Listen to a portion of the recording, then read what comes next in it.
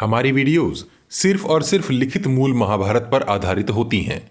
हम किसी प्रकार का बदलाव नहीं करते। श्रीमद् भगवद गीता अध्याय 12 भक्ति योग।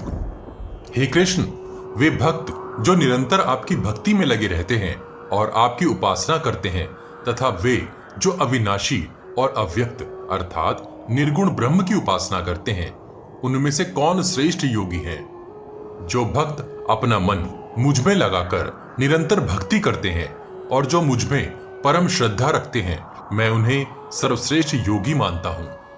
जो लोग अव्यक्त, अनिर्देश्य, सर्वव्यापी, अचिंत्य, अचल और ध्रुव ब्रह्म की उपासना करते हैं और जिन्होंने अपनी इंद्रियों को वश में कर लिया है, तथा जो सभी प्राणियों के हित में लगे रहते हैं, वे भी अंततः मुझे ही प्राप्त होते हैं।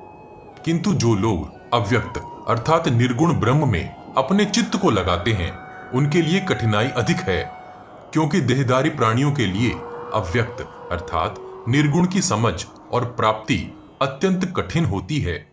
किंतु जो लोग अपने सभी कर्मों को मुझ में अर्पित करके मुझ में अनन्य भाव से स्थित होकर मुझ में ध्यान करते हुए भक्ति करते हैं, उन लोगों का मैं जल्दी ही मृत्यु और संसार रूपी सागर से उद्धार कर देता हूं। हे पार्थ, उनका चित्त मुझ में स्थिर होता है। तू अपना मन मुझ में लगा, अपनी बुद्धि को मुझ में अर्पित कर दे। इस प्रकार तुम निसंदेह मुझ में निवास करोगे, इसमें कोई संदेह नहीं है। हे धनंजय, यदि तुम अपना चित्त मुझ में स्थिर करने में असमर्थ हो, तो फिर निरंतर अभ्यास के द्वारा मेरी प्राप्ति की इच्छा करो। यदि तुम अभ्यास में भी असमर्थ हो, तो सभी कर्मों को मुझे अर्पित करने में ही अपना ध्यान लगाओ। मेरे लिए कर्म करते हुए भी तुम सिद्धि प्राप्त करोगे। यदि तुम मेरे लिए भक्ति पूर्वक कर्म करने में भी असमर्थ हो, तो अपने कर्मों के फलों का त्याग करके आत्मस्थित हो जाओ।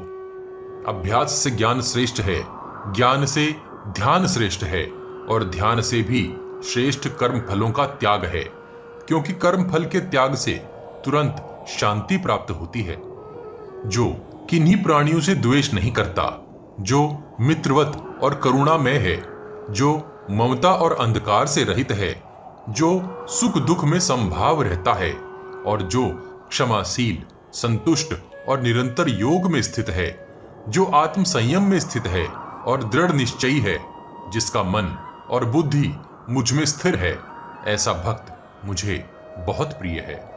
जो संसार को कोई क्लेश नहीं देता और जो स्वयं संसार से कलेशित नहीं होता, जो हर्ष अमर्ष अर्थात ईर्ष्या, भय और उद्वेग अर्थात व्याकुलता से मुक्त है, वह मुझे बहुत प्रिय है।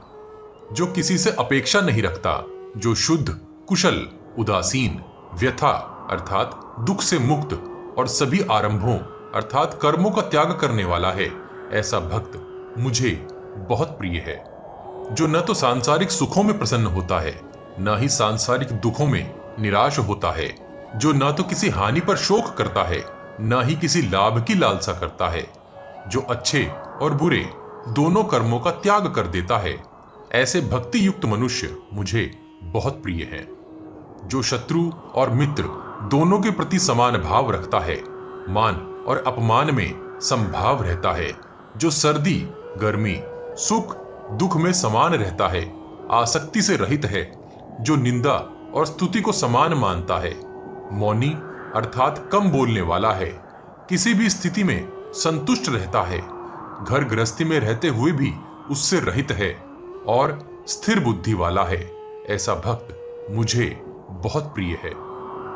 जो इस धर्म में अमृत का, जैसा कि मैंने तुमसे कहा है, श्रद्धा रहित पालन करते हैं और मुझे ही अपना परम आश्रय मानते हैं, वे भक्त मुझे अत्यंत प्रिय हैं। श्रीमद् भगवद गीता का अध्याय 12 यहीं समाप्त होता है। अगले अध्याय में जानेंगे कि श्री कृष्ण किस प्रकार अर्जुन को योग के विषय में आगे बताते हैं। एक सूचना, इंटरनेट और सोशल मीडिया पर महाभारत और उनके चरित्रों को अनाप शनाप तरीके से बहुत ही विकृत करके जनता अर्थात आप सबके सामने परोस दिया जाता है, जिसके कारण अधिकतर लोग बिना सर पैर की बातों को आधा अधूरा जानकर इस महान महाग्रंथ पर विकृत धारणा बना लेते हैं। हम महाभारत का सही रूप आप सब तक पहुंचाने का भरपूर प्रयास कर रहे हैं, जिसके हर भाग को लिखित महाभारत से मिलान किया जा सकता है। सही महाभारत को आप सबके सहयोग से ही आम जनमानस तक पहुंचाया जा सकता है। वीडियो को शेयर अवश्य कीजिए और इस विशाल प्रोजेक्ट को आगे बढ़ाने में हमारी सहायता कीजिए। इस विशाल ग्रंथ महाभारत को शीघ्रता से समेटने के लिए हम ग्राफिक्स के साथ पॉडकास्ट का सहारा भी ले रहे हैं, ताकि आप तक कुछ जल्दी से महाभारत का सही रूप पहुंचाया जा सके। आपको हमारा प्रयास कैसा लग रहा है? कृपया कमेंट बॉक्स में कमेंट करके हमें जरूर बताइए। पिछले सभी भाग आपको हमारे चैनल के पेज पर और इस वीडियो के डिस्क्रिप्शन बॉक्स में भी मिल जाएंगे। हम हर सीरीज की एक प्लेलिस्ट भी बनाते हैं। उम्मीद है आप हमारी वीडियोस अपने उन दोस्तों को शेयर जरूर करते होंगे जो महाभारत का सही रूप समझना और जानना चाहते हैं। आपके हर शेयर से हमारा मनोबल बढ़ता है। अपने प्रियजनों तक यह ज्ञान पहुंचाने के लिए वॉच गॉड चैनल को सब्सक्राइब और शेयर करना मत भूलिए। सब्सक्राइब बटन के बगल में बनी छोटी सी घंटी भी बजा दीजिए। जय श्री कृष्ण। हर हर महादेव।